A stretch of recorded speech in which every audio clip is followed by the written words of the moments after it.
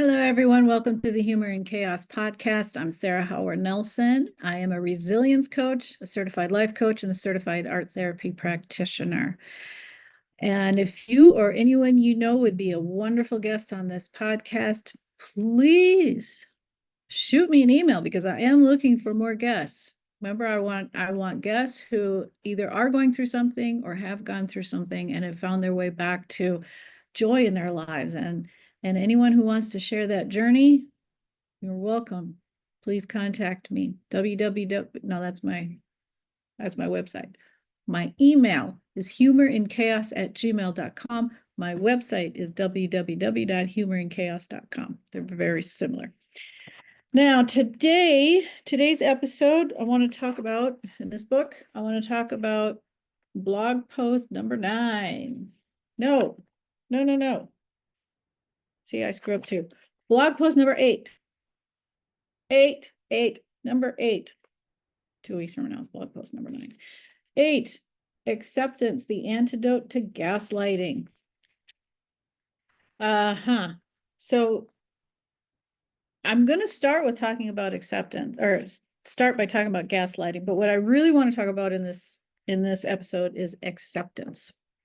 But I want to start with talking about gaslighting, because gaslighting is a term that gets thrown around a lot. It's something that people do all the time without fully understanding what it is and how they do it and why they do it. So gaslighting is essentially, remember, there's that movie from, I wrote it in here. When was that movie? May 1940 something or other. I think I wrote it in here. 1944, Gaslight, starring Ingrid Bergman and Charles Boyer. Great movie. Even though it's 1944 in black and white, it's a great movie. But what gaslighting is and what happens in the movie. So in the movie, this Charles Boyer's character, he's married to Ingrid Bergman's character. Don't you love Ingrid Bergman? Anyway, that's neither here nor there. He tries to convince her that what she's experiencing, she isn't really experiencing. She's hearing noises and she's seeing the lights flicker. He's doing that on purpose and then telling her it's not happening because he's trying to drive her insane so he can, well, I don't want to give away the ending if you haven't seen it. If you haven't seen it, watch the movie. It's a great movie. I've seen it numerous times. So gaslighting, well, that's bad, right? That's like really bad. And unfortunately, there are people in the world. Oh, look how my hair is sticking up funny in the back. There are people in the world who do that, who gaslight people for very much nefarious criminal reasons. And we all gaslight, but not like that. Okay. That's the way bad end of the gaslighting spectrum. Most people are over on the other side, which is much more, what's the word I'm looking for? Benign, for more benign reasons, but they can still cause damage. And I say benign because they don't mean it. They're actually trying to, what they think makes things better, but it doesn't. And I do it too. And I try to catch myself and go, Sarah, don't do that. And like I said, we all do it to some degree, but we try to tell people that what they're experiencing, they're not experiencing. And how do we do it in a benign manner when somebody is, has a health problem, like when my lupus was severe, and then somebody would say something to me, they would gaslight me. This was gaslighting. They'd say something like, well, at least you don't have cancer. Okay. Yeah, it's great I don't have cancer, because people think that cancer pain is worse and you're more likely to die from cancer. And well, cancer pain can be unbearable, and treatment pain can be unbearable. That's also the same for lupus. And yes, people can die from cancer, and yes, people can die from lupus. And lupus isn't cancer, but there are some things that are the same. For example, people get high doses of chemotherapy for cancer for a specific period of time that does damage to their bodies, and then it's done, and then their bodies hopefully recuperate if they survive the cancer treatment. Well, for lupus, I was on chemotherapy, low dose, continuously for once a week for almost 10 years and had damage to my body that, because it's been so extensive damage, my body is not healing from it. Okay, so I'll go ahead and say it, even though I've never been public about it. I have liver damage because of all those years of lupus medications and lupus itself. So there it is. I've said it publicly. I have liver damage, but I'm fine. But you see what I'm saying is that even though lupus is not cancer, there are some parallels. And so whenever somebody says, well, at least you don't have cancer, and to some degree that's true, but to another degree it's not. It's telling me that the pain and that I was going through at that time when it was really bad, it was telling me, well, it's not that bad. Well, no, it was that bad. It was very bad. And I did almost die, and a couple times from internally bleeding, so to tell me that it wasn't that bad, and to tell anybody's experience to do that shames them. So even if it's accurate, like suppose somebody has a broken leg and it hurts, and like maybe it's a pretty severe break, and they're not being given pain meds for what is a severe break, and they should be treated for the pain. But then somebody says, well, hey, at least you don't have cancer. Well, that's true. Okay. That broken leg, if it's set properly, is going to heal, and the person's going to walk again and probably run again if, as I said, if it's set properly. But it's still gaslighting, because that person is still in pain and they're still not being able to do what they wanted to do or need to do, and because they still have to give their body time to heal from that. So it's still gaslighting. Now, is it nefarious gaslighting? No. But is it still harmful? Yes. Just not as harmful, but it's still harmful, and it's still not right. And yes, as I said, I've done it too. Or somebody says, well, this is what happened to me, and the other person goes, oh, that's not what happened. That's what happened, or at least from their point of view, that's what happened. Again, that's gaslighting. Not that bad, but it still is what it is. So what is the antidote to it? As I said in the blog post, the antidote to it is acceptance. And acceptance is a very broad, I don't want to say term. It's not really a broad term, but it has broad usage. That's what I want to say. Acceptance has a broad use. And I stress it more towards gaslighting in this blog post. But there's more to it than that. That's really just an introduction to it. So how we combat gaslighting with acceptance is the listener, instead of gaslighting them, instead of saying, well, but, and contradicting what they're saying, denying their experience or their feelings. Instead, don't say anything. Just listen with empathy.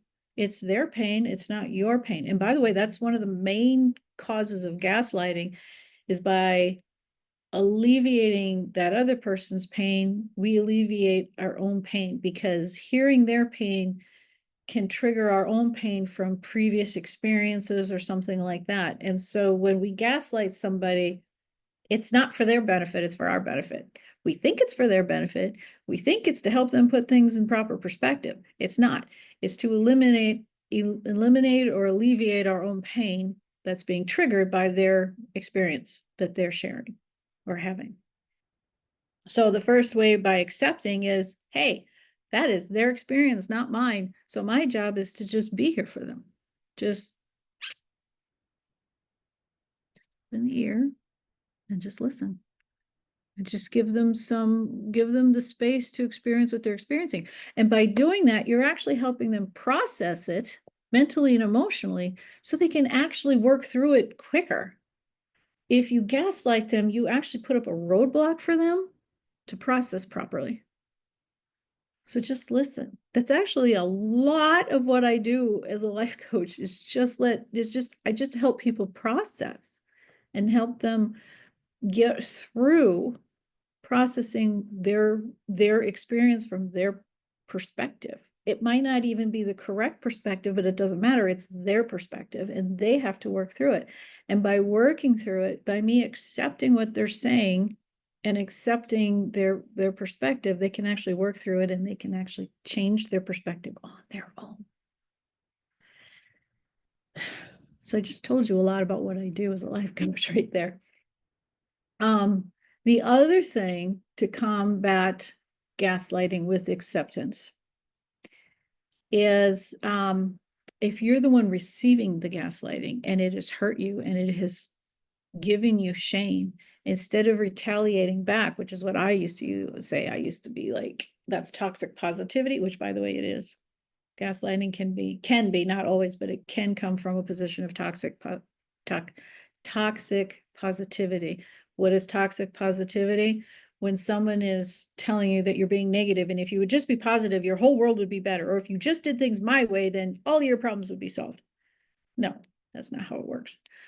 But instead of combating their gaslighting with anger or retaliation, or even the shame that comes upon you when you receive gaslighting, is with acceptance.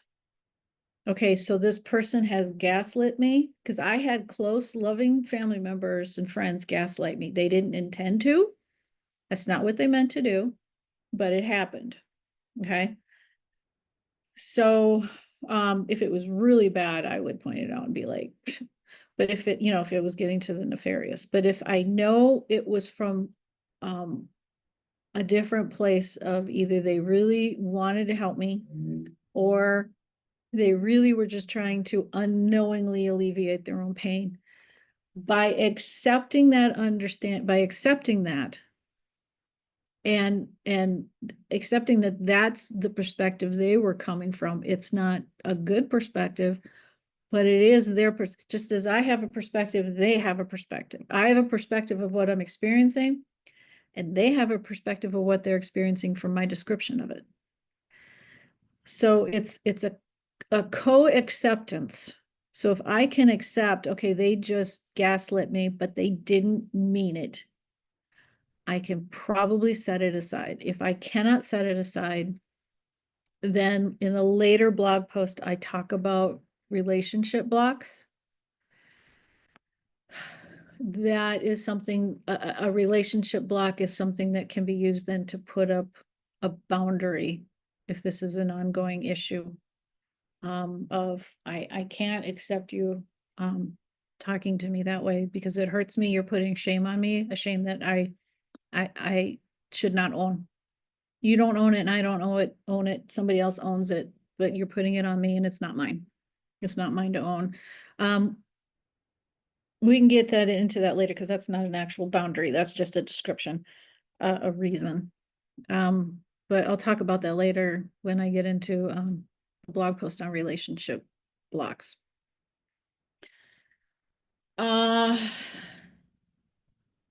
So acceptance. So that's the gaslighting part of acceptance.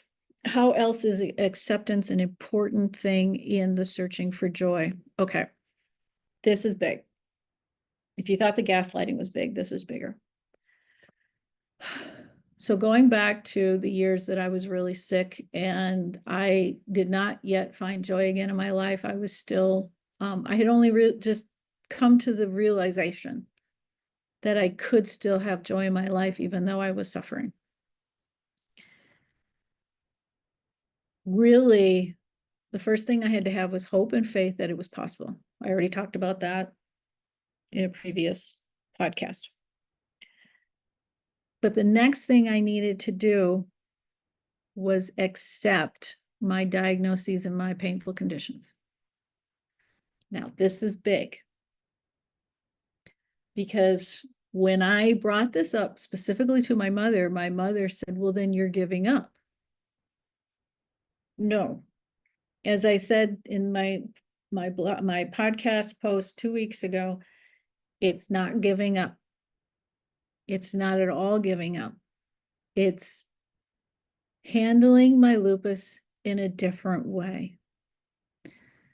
So the big issue that I had was that by getting angry at the lupus and battling it like a gladiator in the ring and all this stuff in it, all I was doing was compounding stress on top of stress, which stress is bad for the human body.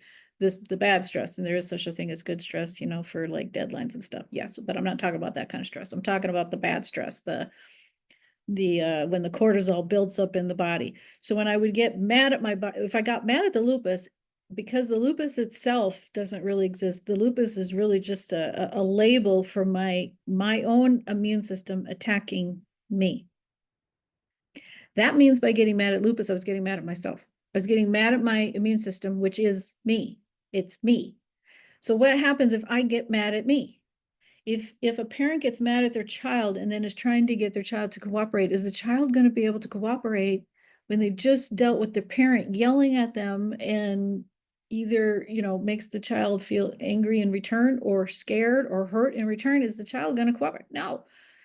Now, I'm not advocating for gentle parenting here. This has nothing to do with that. But what I'm advocating for is, okay, the child did something. You do have to, discipline the child. You do have to teach the child that what they did was not a good thing. But you still have to accept that they did it. You can't turn away and ignore it like it didn't happen. And you can't pounce on them like it's the end of the world. You have to calmly deal with it, but you can't deal with it till you've accepted the child did that. I had to accept that my immune system was sick, which meant that then I could turn around and change my perspective of how I treated myself, treated my body, treated my immune system, how I talked to myself, how I prayed about it, because that was number one. How I saw my medications, how I saw how I exercised, things I put into my body, the food that I ate. I by accepting the lupus was doing its thing, my immune system was attacking me, I gave myself the ability to treat myself with more love. Okay. My coach I had going through my divorce also brought this up very well with the marriage falling apart. Okay. He helped me with the concept that I had to accept the betrayals that happened. Now, I'm sure people hear that and they think what I first thought. Well, then I'm giving my ex-husband I'm telling him that it was okay that he did. By accepting what he did, I'm telling him it's okay what he did. No, no, no, no, no, no. It is not okay. Acceptance is, but it did happen. Acceptance is you can't go back and change the past. It happened. And now that I have accepted it happened, now I can look at it from a different perspective, a different angle, and handle it differently than if I did not accept it, then I remained high in emotions, high in rumination, high in anger, high in the feelings of pain and hurt and betrayal. Acceptance allowed me to calm all that down, step to the side, and look at it different. That is what acceptance does. Acceptance calms everything down within you and allows you to step to one side or the other side. And I talk about this in a later blog. Even maybe step into the other person's shoes and see it from their side. That is the beauty of acceptance. It's an antidote to gaslighting, and it's a path to a changing perspective and a better way. That's it. All right. Thank you so much for joining me on this episode. Have a wonderful day, wherever you're at, whatever you're doing, however you are. And another interview next week. Thanks for tuning in. And don't forget to like and subscribe and come back next week. Bye.